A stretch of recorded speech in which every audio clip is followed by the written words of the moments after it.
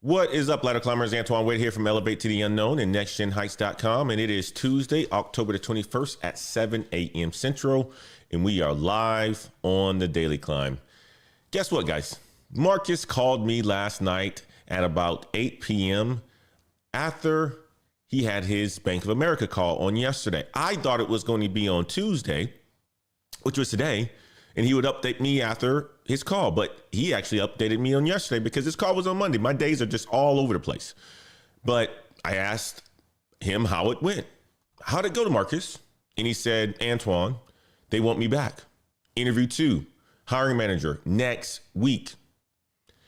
10 days ago, Marcus was watching the Daily Climb. 3 months unemployed, no income, no interviews, just watching. Week 2 starts October the 13th. I'll tell you 4 actions. That's what I talked about on last week. Record your pitch, start a certification, research 5 companies, message 5 people. Marcus did all 4. Monday, which was on yesterday, the previous Monday, he took and did recordings and recorded his pitch, and he said he felt stupid, but he did it anyway. On Tuesday of last week, he started Oracle AI, that certification that I was telling you guys about on Oracle's fast-paced certification. I thought certifications were for IT people, he said, but he did it anyway. On Wednesday of last week, he researched 5 companies. Bank of America, deep dive, $8.5 billion in profit, 0 layoffs. Thursday, he sent 5 messages on LinkedIn, 40% response rate. On Friday, Bank of America responds. How's Monday? At 2 p.m. Monday, the recruiter call, 30-minute call. In the call, we want to meet you, or we want you to meet the hiring manager. Last night at 8 p.m. Central, he called me right before I was getting ready to go to bed. Antoine, interview 2, next week, hiring manager. 10 days, week 2 framework, hiring manager interview.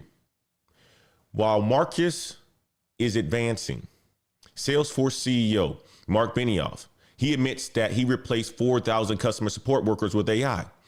Then he says something different. Tell you guys what he said, because this is going to be very important for the show today. But AI cannot replace salespeople. Translation, AI can replace your job, but not the jobs that make his company money. Paramount, they announced that they are laying off 3,000 workers starting this Friday. Stock went up 1.3%. Day 23, the Senate failed for the 11th time last night. 1.4 million federal workers have been affected by the government shutdown. This is the split. Marcus is positioning himself, and he's positioning himself smartly, while 7,000 people lost their jobs this week. And I'm breaking down Marcus's recruiter call, what they asked, how to answer, why week 2 prep mattered last week, what got him to the hiring manager, plus Benioff's confession. Who's safe, who's not? Are you in a revenue generating role, or are you in a cost center? Plus, Marcus avoided the trap without even knowing there was a trap. Week 3, day 2, Marcus advanced. Methodology works. I want you guys to stay with me, and we're going to climb today. Okay, I want to see who's all in the house before I even get there. Who's all in the house today? We got Wayne in the house. We got Sarita in the house. We got Ahmed in the house. We got NC Worker in the house. We got Ant Dog in the house, coming to us from Southwest Houston. The beautiful state of Texas is in the house. We're going to have a good show for you guys today. We're going to jump into it right away on Marcus's story, though. Okay? I got to tell you guys about Marcus, man. Let me tell you guys exactly what happened with Marcus, because his story is proof that week 2 last week actually works. Marcus Thompson, 41 years old, lives in Charlotte, North Carolina, laid off July 2025, federal financial services company. He did client relationship management for 12 years, helping customers, solving problems, that kind of work. 3 months ago, unemployed, no income coming in, applying to jobs here and there, not getting anywhere. Early October, he starts watching the Daily Climb. Week 1. Week 2 starts October the 13th. That was last week. I say 4 actions. Record your 60-second pitch. Start a certification. Research 5 companies. Message 5 people. Most people watch and did absolutely nothing. Marcus watched and did everything. Type action in the chats if you took action any during the Daily Climb show. I want to know if you guys took any sort of action. I know many of you guys did. But most people, here's the thing. The reality, they did nothing. Now, let me show you what he did day by day, because you can copy this exact process. Monday, October the 13th, day one.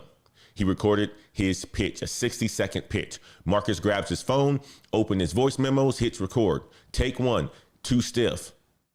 Sounds like he's reading the script. Take two, forgot what he wanted to say already. Halfway through it, he stopped. Take three, he rambled, went over 60 seconds. Take four, take five, getting better, but still not right. Take seven, natural, conversational, under 60 seconds, done. He told me, Antoine, I felt stupid recording myself talking to my phone, but I did it anyway.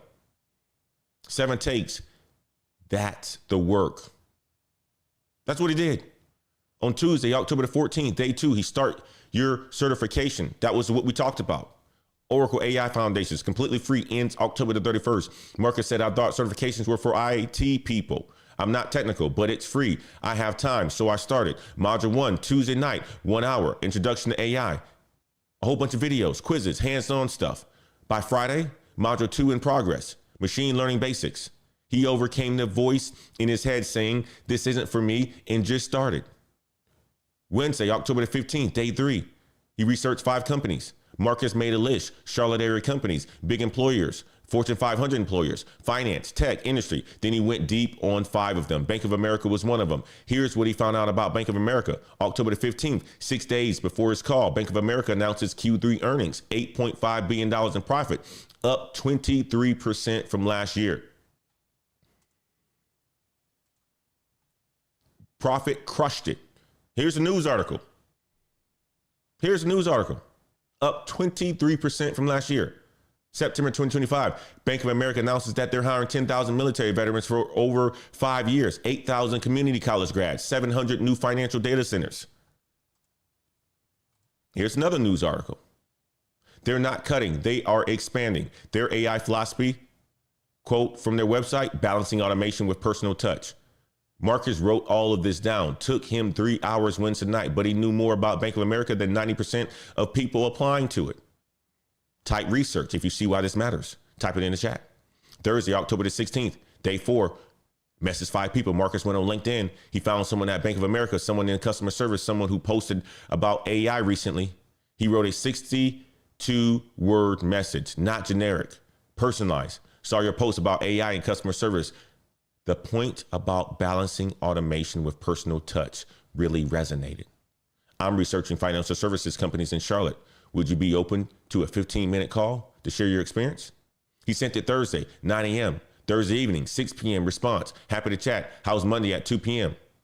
That's how you get a call, not by applying on a website, by reaching out to real people. Marcus did this for all 5 companies. 2 responded. That's 40%. Industry average is 10%, 10 to 15%. Here's the thing, being strategic beats random. Monday, October the 20th, 2 p.m., Marcus' phones rang. Bank of America recruiter. This is a screening call. The recruiter's job is to filter people out. Can you communicate? Are you serious? Do you make sense when you have a conversation with people? Most people fail during this call, not because they're unqualified, but because they can't tell their own story. The recruiter asked a question that most recruiters always ask. Marcus, walk me through your resume.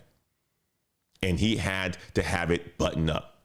Here's where most people mess up. They start at the beginning. Well, I graduated in 2003. Boring, chronological, the recruiter zones out. I don't want to hear any of that BS. I was on the other side of the recruiter call before many times, and people start off with that BS. Or they read bullet points. I was responsible for client relationship management. Sounds like a robot. Marcus did something different. He used stories. He said, I spent 12 years helping financial services clients solve problems. Let me give you an example. I had a client who was frustrated with our digital tools, about to leave. I sat down with them, walked them through everything, showed them the shortcuts, turned them into a biggest advocate. That's what I do. I turn frustrated clients into loyal advocates. That's exactly what he said. The recruiter wrote that down because that's not a bullet point. That's a skill that Bank of America needs. Then Marcus mentioned Oracle AI certifications in progress. Module 2, recruiter asked why AI. Marcus said, I see where financial services is going. Bank of America has Erica, your AI assistant, 20 million users, 2.5 billion interactions. That's the automation side. But clients still need humans when things get complex. That's where I come in. I'm learning AI so I can work with it, not compete against it. The recruiter wrote that down too. Then she asked, why Bank of America? This is where Marcus's Wednesday research paid off. He said, I saw your Q3 earnings last week, 8.5 billion in profit, investment banking fees up 43%. You're growing. You're hiring 10,000 veterans, 8,000 community college grads. Your AI philosophy about balancing automation with personal touch matches exactly what I want to do. Most people say because you're a big, stable bank. Marcus showed that he did his homework, that he is serious, that he knows what's happening at the company. 30 minutes in the call. Recruiter says, Marcus, I'm going to pass your information to Sarah. She's the hiring manager of the client relationships team. Expect a call this week to schedule interview 2. Interview 1, recruiter phone screen, pass or fail. Marcus pass. Interview 2, hiring manager. This is the person who decides if you get hired. That's coming next week. Let me connect the dots with you guys. Show you why each week 2 actions mattered in that recruiter call. On Monday, that pitch that took 7 takes for Marcus, when the recruiter said, walk me through your resume, Marcus didn't freeze. He already practiced 7 times recording his 60-second pitch. By take 7, it was natural. So Monday's call didn't feel scary. He said his story out loud before. Tuesday, certification Oracle AI. When Marcus mentioned Oracle, the recruiter perked up because most 41-year-olds aren't learning new skills. They're coasting on 12 years of experience. That's the reality of it. Marcus showed that he's adapting, he's building, he's future focused. That matters. When the recruiter was asked why Bank of America, Marcus didn't say generic things. He said 8.5 billion in Q3 profits. It's on their investors page. It's on their investors page. It's on Reuters. It's all over the internet. He did his research. It was specific. It was recent. It was research. The recruiter knows Marcus is serious. None of this happens without Thursday. Marcus found the right person. He sent the person a message. He got a response. That person connected him to recruiting. Recruiting called on Monday. Without Thursday, no Monday call, no interview 2. This is why I tell you week 2, not because it sounds good, because it works. Marcus is proof. 10 days from starting week 2 to getting in front of a hiring manager. Now, the question is, what's next for Marcus? Interview 2 is coming next week with Sarah, the hiring manager. This is the decision maker, the person who says yes or no. Marcus is preparing, researching Sarah on LinkedIn, preparing questions, getting ready for behavioral questions. We'll update you later this week on his prep. And next week when the interview happens. For now, Marcus advanced. Week 2 worked. 10 days, start to finish. Here's the thing. While Marcus is advancing, Salesforce, the CEO, he made a confession that explains exactly why Marcus' positions in his positioning worked. I want to show you what Mark Benioff said and what it means for your job. Stay with me on this segment.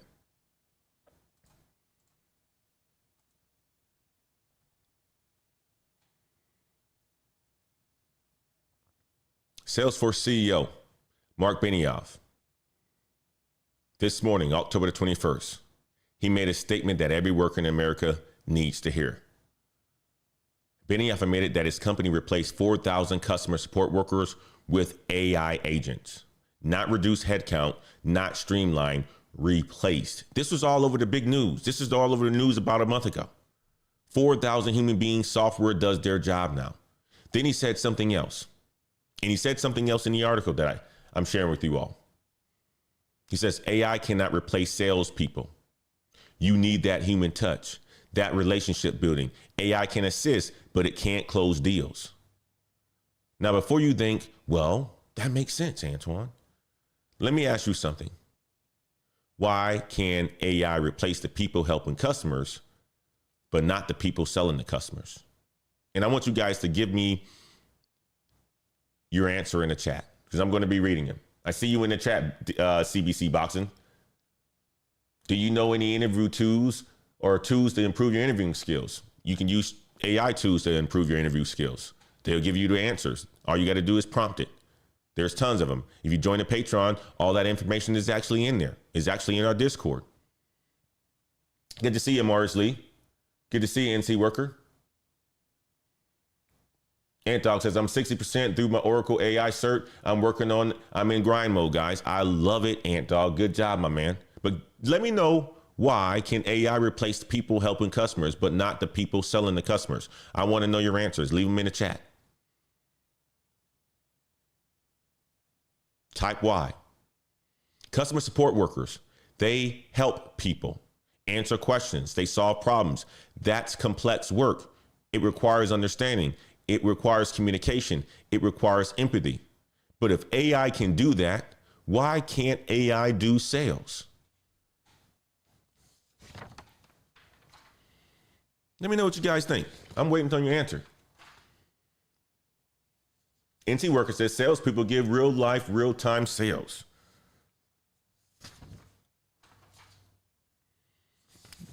Good one, NC Worker. I'm still waiting for a couple more answers while I get a catch up on my notes over here.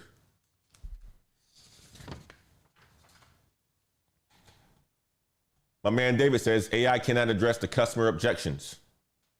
I love it. Topaz says interaction. Sarita says, as a customer, if you want my money, I need that human connections to build trust. And Sarita nailed it. She absolutely nailed it.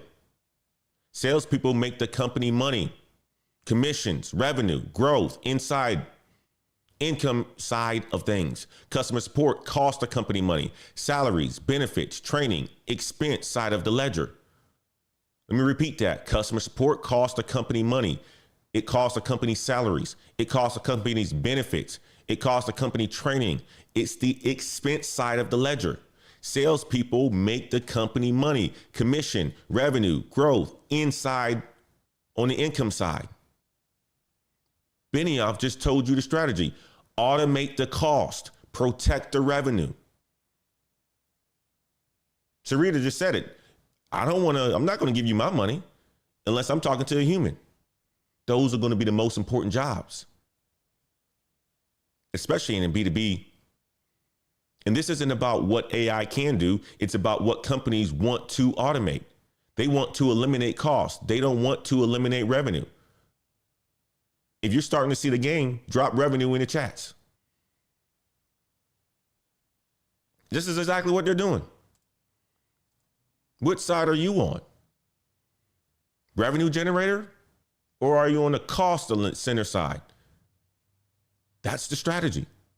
Salespeople, revenue generator engines, product developers, deal closers, client-facing executives.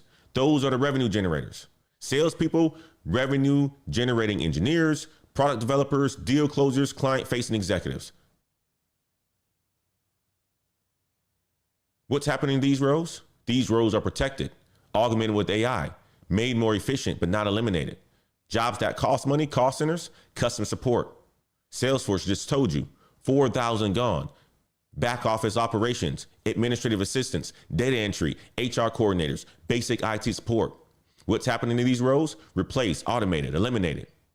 Stanford study published August 2025. Entry-level workers ages out or ages to, entry-level workers ages 22 to 25 in AI exposed jobs. Employment down 13%. Why entry level? Because entry level is almost always cost center. You typically don't have entry level coming out in revenue generating roles because here's the thing. They are learning. They're not generating revenue yet. So you are an expense and you are expensive and you are replaceable. So companies keep the revenue generators and cut the cost centers.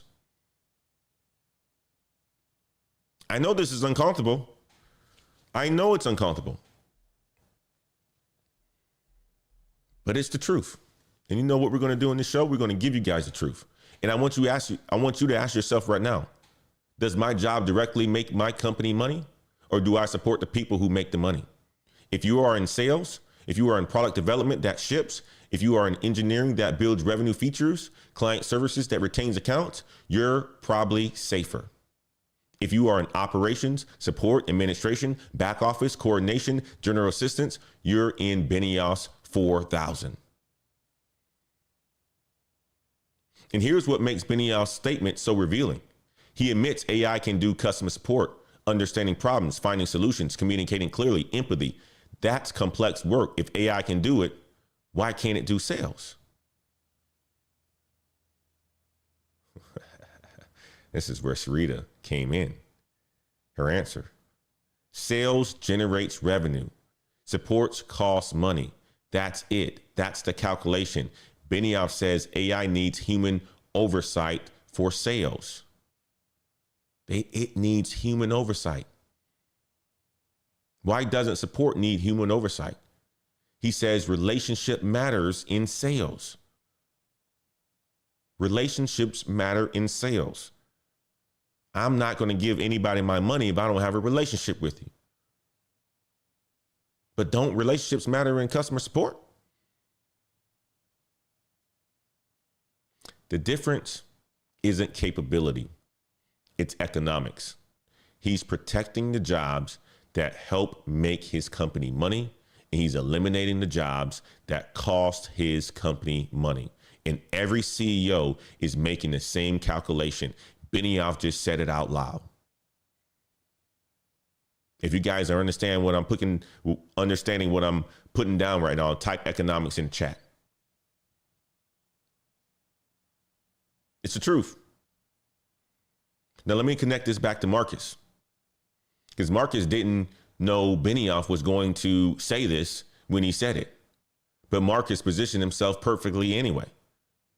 What Marcus said in his recruiter call, he says, I help companies use AI to improve customer experience, not replace people, improve processes is what he said.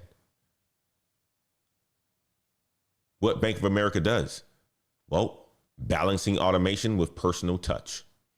Marcus positioned himself as the human in that equation, the personal touch, the relationship builder, after AI handles the automation.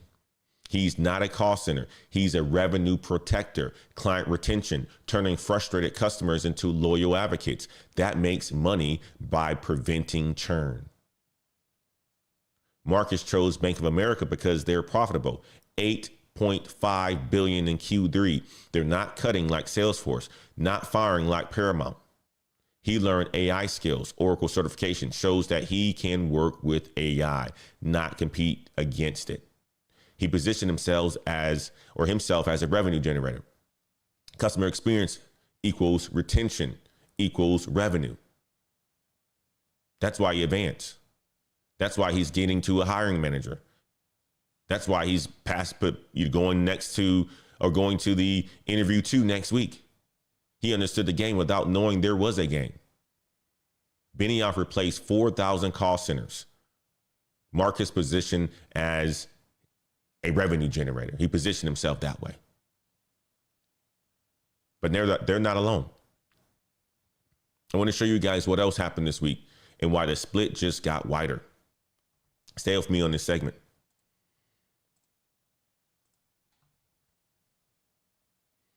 Same week, same economy, 2 completely different realities.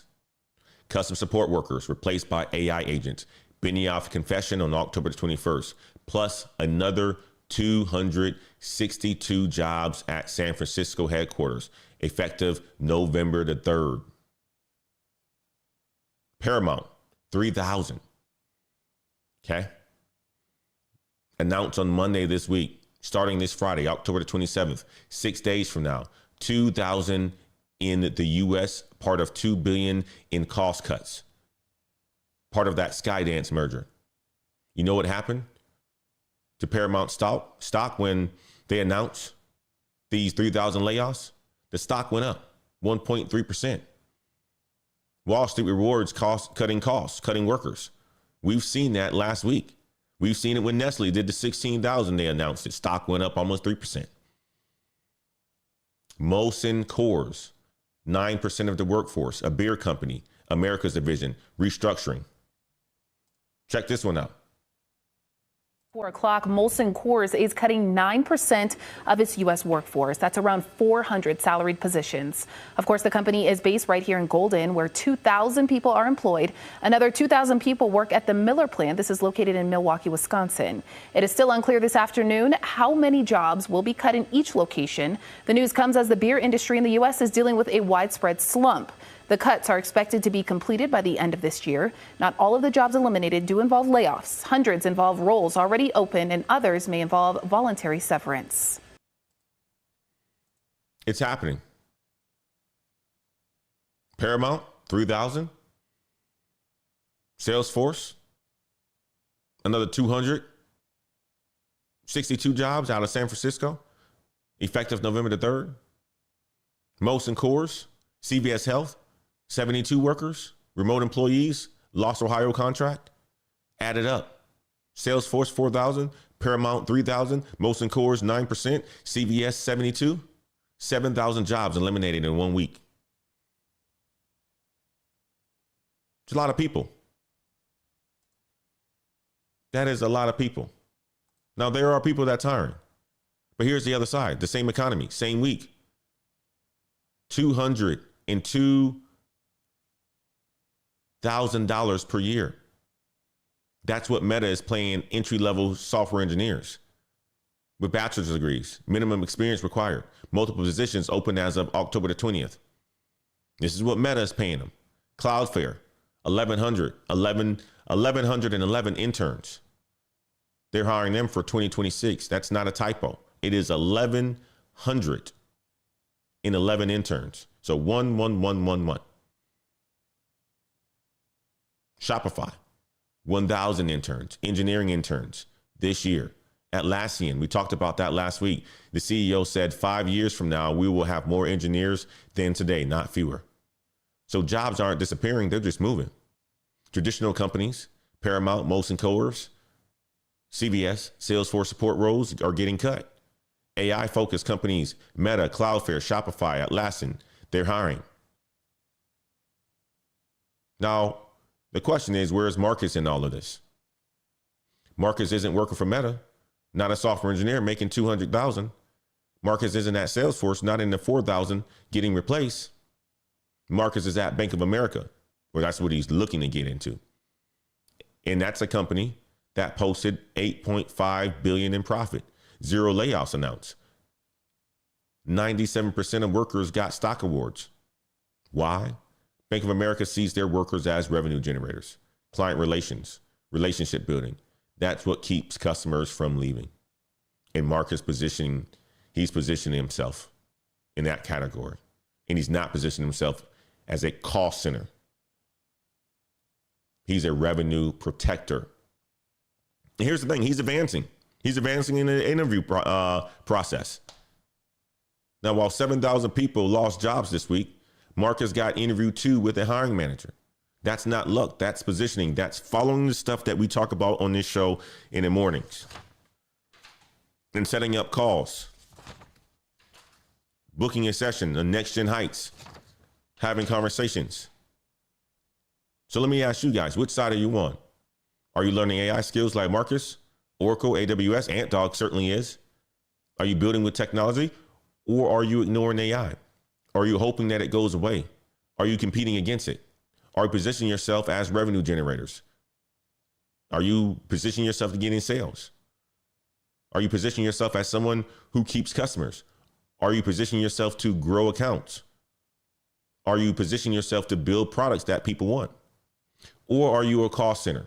Are you back office? Are you support? Are you administration? And I'm not saying this to scare you. I'm saying it because Benioff just told you the truth. Revenue generators stay, cost centers get automated. Marcus understood that without anyone explaining it to him. He just positioned himself the correct way, and you can too. 7,000 jobs gone. Marcus is advancing. Now let me show you the government side, because day 21 just became historic. You got to think about it. We're on day 21. And a lot of people are not getting paid. They're not. Day 21, government shutdown. Today, October the 21st. This is now the second largest federal shutdown in U.S. history. Monday night, October the 20th, 5:30 p.m., Senate voted for the 11th time. That's 11 times, guys. The result, 50 senators voted yes, and 43 voted no. 7 of those senators didn't even bother to show up. They needed 60 votes to pass. Fell short 10 votes. This is the 11th failed attempt since October the 1st. Tomorrow is day 22. This shutdown becomes tied for the longest shutdown ever. The prediction markets, 70% chance it lasts 35 plus days. That would make it the longest shutdown in history. If you guys are exhausted about this shutdown, type exhausted in chats. 1.45 million federal workers are impacted by this, guys. It's a lot of people. A lot of people are hurting. A lot of people are hurting.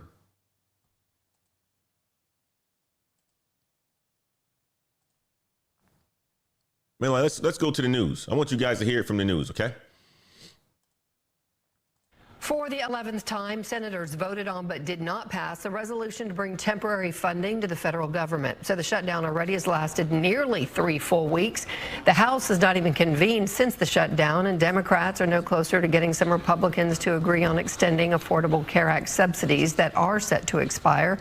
Republicans are expected to put forward a bill to pay only troops and essential federal employees, but that too is unlikely to pass.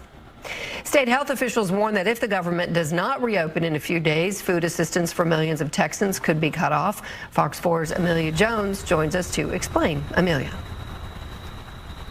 Heather, the North Texas Food Bank says without people getting their SNAP benefits come November, they expect an influx of people to use their food pantries. And this just puts on more pressure to make sure there's enough food for everyone in need.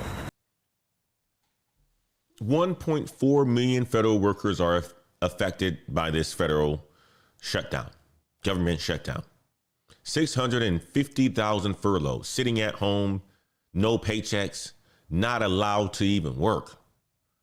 700,000 working without pay, TSA agents, air traffic controllers, border patrol. They're showing up, but no money is coming in. You got SNAP benefits running out of food.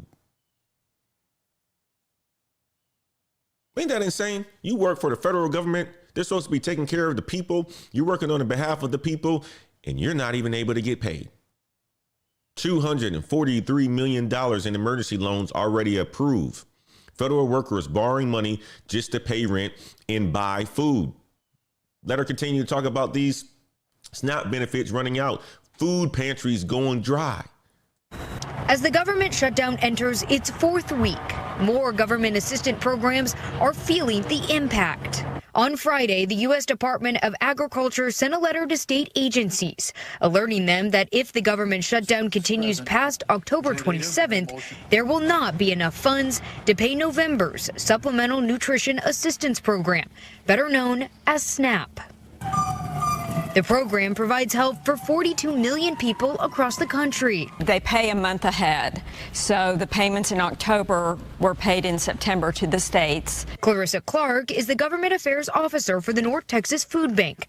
She says they knew a shutdown was a possibility, so the food bank planned ahead. Luckily, we were able to purchase our USDA food through December in September, so we will get our food. Democrat and Republican officials at the state and federal level are criticizing the other for withholding SNAP funding to support their own agenda. The North Texas Food Bank covers 12 counties and has 500 agency partners that help distribute food to those in need. Clark anticipates every area will see an increase of people if SNAP benefit payments don't come in November. It's going to just put more pressure on our agency partners who are already seeing big increases because of the high cost of living. Currently, you're talking about a whole bunch of people about to be impacted. Food pantries running dry. They can't, people who need food and on SNAP benefits. Food's going to run out if this government shutdown continues. You got the Interior Department. They wanted to fire 2,050 more workers on Monday, but the court blocked it. This is chaos. It's absolute chaos, guys. I'll let you guys listen to another video. The government shutdown has reached the 3-week mark officially as we begin day 21 here with still no end in sight. Yesterday, the Senate failed for the 11th time to advance a House-passed measure that would fund the government. House Speaker Mike Johnson once again blamed Democrats for prolonging the shutdown, even as he keeps his House lawmakers out of session. That's going on nearly a month now. Johnson also continued to defend his decision to not swear in Democratic Congresswoman-elect Adelita Grijalva of Arizona. He said Grijalva could be using this time wisely, helping her constituents navigate the shutdown, despite the fact that his refusal to swear her in means she doesn't have the power to formally aid her constituents. It's a great question, truth over emotions. How come? They care about other benefits, right? They care about health care benefits, right? Why don't they just fund it and say, let's just get along and figure this whole thing out? It's a good question. But here's the answer. They don't care about you. The other side don't either. They're just wanting to make sure that they are proving a point that the red side wants to prove and the blue side wants to prove. And who gets hurt? You. You get hurt. People working for the federal government get hurt. People who are reliant gets hurt. That's what happens. If you're relying on these individuals for any sort of thing, whether that's a job, whether that's benefits, if you're relying on the government, you're the ones who's going to get hurt. This is complete chaos. Complete chaos, guys. People missing paychecks, people borrowing money, people canceling Halloween. They can't buy candy. People's cars are getting repossessed. People getting fired. That's what's going on right now. Now, I want to do this. I want to connect this to Marcus's strategy because Marcus researched 5 companies. He didn't look at job postings. He looked at who's stable. Bank of America, stable, right? 8.5 billion in profit, up 23%. Investment banking fees up 43%. Stock up 19% year to date. This was announced in September, hiring 10,000 military veterans. I showed you guys the news article. Share it to you again. When you see a company making these kind of bold claims, these claims that I'm hiring during this time, that's not cutting, that's expanding. Government, day 21, 1.45 million people impacted. Court blocking more layoffs, chaos. Salesforce, 4,000 gone. Call centers eliminated. Paramount, 3,000 gone. Stock went up when they announced it. Bank of America, profitable, stable. They are hiring. 0 layoffs announced. Marcus chose stability on purpose. He didn't waste time applying to companies that are cutting. He targeted companies that are growing, and that's strategic. Here's the thing. You can't control if your industry is cutting, but you can control where you apply. Marcus didn't apply to Salesforce. He didn't apply to Paramount. He didn't apply to struggling companies. He researched who's profitable, who's hiring, who's stable. Bank of America checked all 3 boxes. And that's why he's advancing. He picked the right target. Marcus positioned himself correctly. He chose the right company. He advanced to the hiring manager. Now I want to show you the frameworks that explain why his approach actually worked, even though he didn't know these frameworks even existed. Here's an article that came out in Business Insider.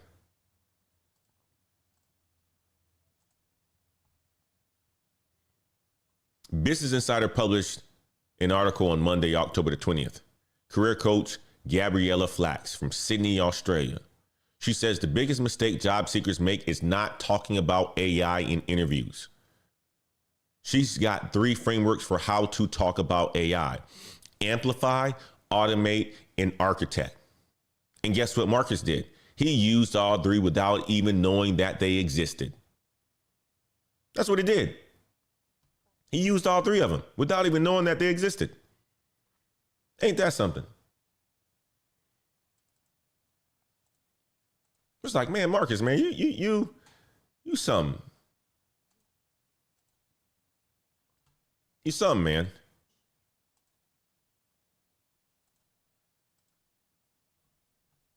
He absolutely something else. Proud of my man. But he used all 3. And I want to talk to you guys about all 3 that she's talking about in the article here. You're already good at something. AI makes you better at it. For example, if you're a good writer, you can upload all your past writings to ChatGPT, train it on your voice. Now you use it for content ideas and outlines. You're still writing. AI just amplifies your speed. Or you're in analytics. You let AI crunch the data for you. You focus on interpreting what it means and telling the story. That's what I do every single morning. That's what I do every single morning for this show. I'm learning analytics. I let AI crunch the numbers, and then I focus on interpreting the data and telling the story behind it.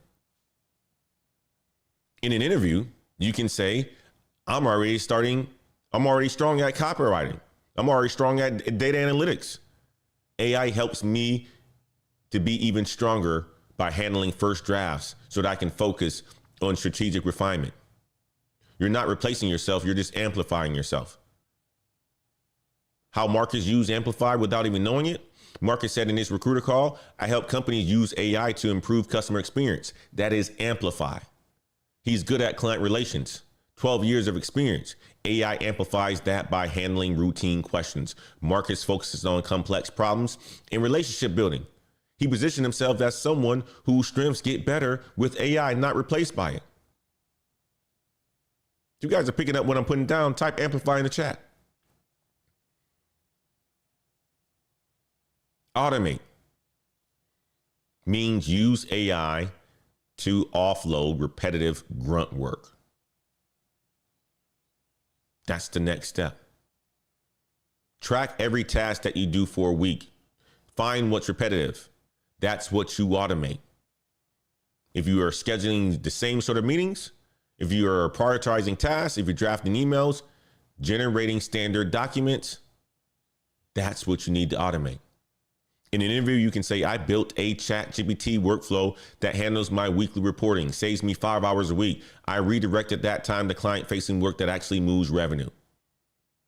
You're showing that you understand time value. You can identify waste and eliminate it. Now, how Marcus used Automate without even knowing it? Bank of America has Erica. That is their AI assistant. 2.5 billion interactions, 25 million users. Erica automates routine banking questions, balance checks, transaction history, simple stuff. When Marcus said AI to improve customer experience, not replace people, he's describing Automate. AI handles the repetitive questions. Marcus handles the complex situations where humans are needed. He positioned himself as the worker, as the person who works after automation, the human escalation point, the relationship builder. Type Automate. If you see how this works, type it in the chat. The next one is Architect. It means design entire systems using AI. This is where people get scared. They all say things like, I'm not technical, I can't code. Well, Gabriella says you don't need to code. You design the system. AI builds it. For example, you're a growth marketer.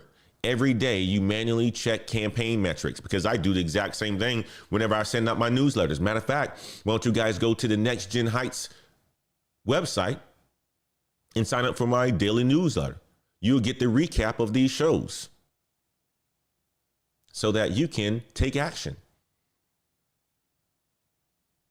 www.nextgenheights.com. Subscribe to the newsletter. Each and every one of you should subscribe to the newsletter. You get a recap of the show. I send it out at about 9 to 10 o'clock every morning.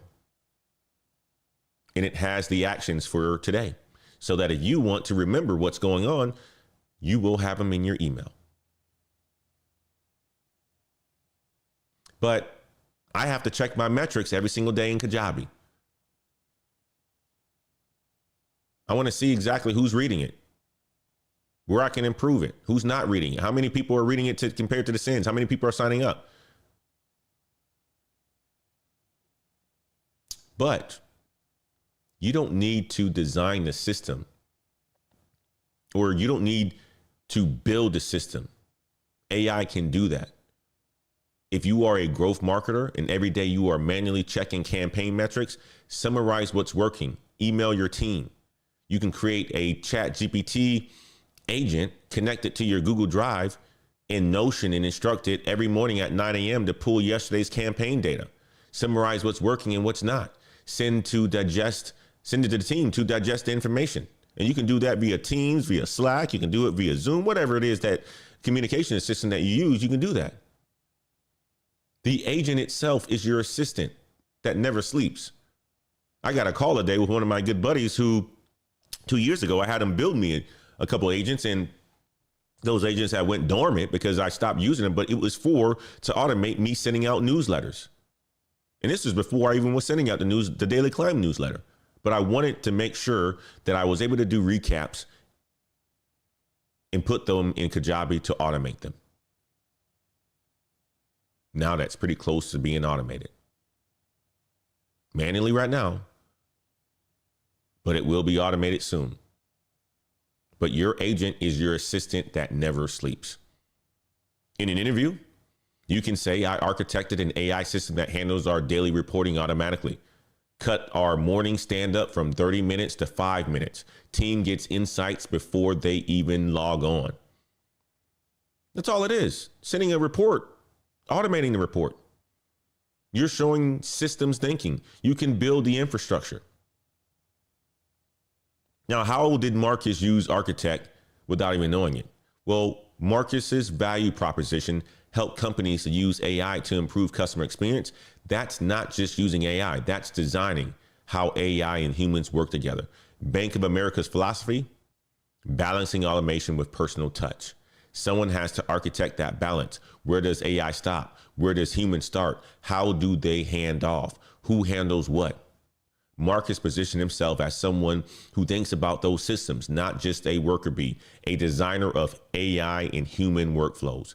That is what architecting is. Gabriella, she posted this article on Monday. Marcus had his call on Monday. Marcus didn't read the article, didn't know these frameworks existed, but he was already using all three. Amplify, AI makes his client relationship stronger. Automate, AI handles routine. He handles complex. Architect, he designs AI human workflows. Why? Because Marcus positioned himself correctly from the start. When you position yourself as someone who works with AI instead of competing against it, you naturally use these frameworks. Marcus said AI to improve customer experience, not replace people. That sentence contains all three frameworks: amplify customer experience, automate routine tasks, and architect a system where AI and humans collaborate. You don't need to memorize these frameworks. Sign up for the newsletter. You just need to position yourself correctly. Then the frameworks happen naturally. Real quick, if you want Marcus's exact 5 LinkedIn messages that he used and sent out, I helped him with it. Book a coaching call with me, or either join the Patreon. It's pretty simple. If you want interview prep checklists, join our Patreon, www.patreon.com/Black Heights. If you want salary negotiation templates or how to use AI to do such a thing, check out the Patreon, www.patreon.com/Black Heights. Join the Heights Patreon. Marcus is proof that the methodology works, and I'm giving it to you guys all free on the Daily Climb. It's all free. Now, let me wrap up Let me wrap this part of it up, this segment up, and tell you guys what's next, okay? I wanted to share her story with it because I thought it was freaking fantastic. Life of Cam, good to see you, my man. Thank you so much for the $9.99 super chat. It says, doing interviews, when communicating value, my main focus is describing how I made processes and systems more efficient. I love it. I absolutely love it. My man, Atler's in the house. Good to see you. He says, hi, Antoine. I am enjoying your podcast. Thank you, my man. Jason says, Amplify, Automate, Architect. I love it. You guys are picking up what I'm putting down. I love it. That's what we're here to do. We're here to learn.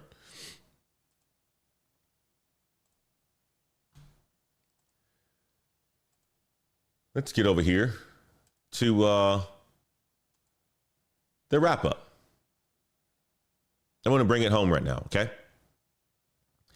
Marcus called me right before going to bed. Bank of America recruiter called him on Monday, 30 minutes. Walk me through your resume. Marcus used stories, not bullet points. Why Bank of America? Marcus showed his Wednesday research. $8.5 billion in profit, hiring expansion, AI philosophy. Why AI? Marcus mentioned Oracle certifications, future focus. The result, interview 2 is scheduled, hiring manager next week, 10 days, week 2 framework, hiring manager interview. Some people pay attention. Some people actually do the work. Salesforce CEO, Mark Benioff. He replaced 4,000 customer support workers, but says AI can't replace salespeople. I'm glad I went into sales. I'm so glad I did. But the translation of that means that revenue generation is safe. Revenue generators are safe. Cost centers are being eliminated. Marcus positioned himself as a revenue generator. That's why he's advancing. Paramount, we talked about them. 3,000 fired starting on Friday. Stock went up 1.3%. Here's the thing, 7,000 jobs gone this week, but Marcus is advancing. Day 21, the second longest shutdown in history. 1.4 million people impacted, missing paychecks. Interior, the Department of Interior is planning to lay off 2,000 more. Judge is blocking it. People not getting any sort of funds. SNAP benefits running out. Marcus, he chose stability. He chose to go and try to work for a company that has stability. Not the shiny objects, not the ones that's laying off, but the ones that are growing, not cutting. Gabriella's framework, we just talked about that. Amplify, Automate, Architect. Marcus used all 3 without even knowing it. That is what you call positioning. And real quick, guys, if today helped you at all, if Marcus's story inspired you, if you see week 2 works that we talked about last week, make sure you hit the like button. Subscribe to the Elevate to the Unknown YouTube channel, Daily Climb Podcast. We're here every weekday, 7 a.m. Central to 8 a.m. Central, right before you start your workday. This is how you position yourself before everyone else panics. If you guys already subscribed to the channel, don't subscribe to the channel. We don't want you to unsubscribe. I've seen a number of times when I've gone and looked at the data for some of my shows, I see -1 because somebody hit the unsubscribe. I've seen it a couple times.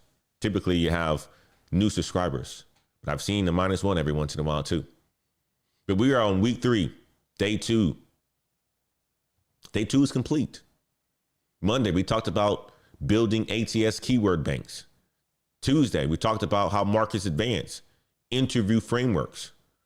Tomorrow, we're going to be talking about salary negotiation, how to answer. What are your expectations when you've been employed for 3 months or unemployed for 3 months? That's a tough one. You've been unemployed for 3 months. what are you going to say? Right now, a lot of people are taking lower salaries. They're not asking for a lot.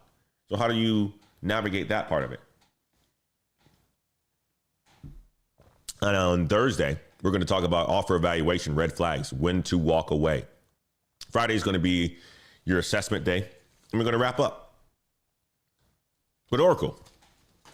10 days left, guys. Go and get your certifications. I'm not sure why you're not getting your certifications. Race the certifications 2025. 10 days left. Ends October the 31st. AWS, although they did have a big outage yesterday. Ain't that something?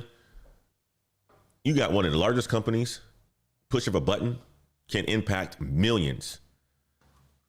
Impact millions. It's almost like the button that the president holds that can do some crazy stuff.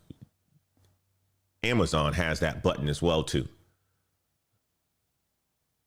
It impacted Restream. It impacted the streaming services that I'm using right now. It's still impacting people. But here's the thing. Join the AWS AI and Machine Learning Get Certified Challenge. 50% off. 14 days. It ends November the 14th for 50% off. We'll be talking about Marcus interview 2 next week. We'll prep him on Wednesday or Thursday of this week right here. And here's the thing, guys. You got two paths. Path 1, watch Marcus advance, watch other people execute, stay on the sidelines. Path 2, do what Marcus did. Record your pitch, even if it takes 7 takes. Start Oracle, even if you think it's not for you. Research 5 companies, even if it takes 3 hours. Message 5 people, even if you're nervous. Marcus chose path 2, got the results, 10 days. Joseph, he applied to 2,000 jobs over 2 years, got nowhere until he chose path 2. Deborah posted on LinkedIn 1 hour after a layoff, got in that Meta in 60 days. That's path 2 as well. Path 1 is comfortable. Path 2 is uncomfortable. Path 2 gets you interviews with hiring managers. Tomorrow is Wednesday, week 3, day 3, salary negotiation. The question that scares everyone. What are your salary expectations? Don't you just love that question? I'll teach you guys the framework, the exact words to say, how Marcus should handle this when he gets to the offer stage.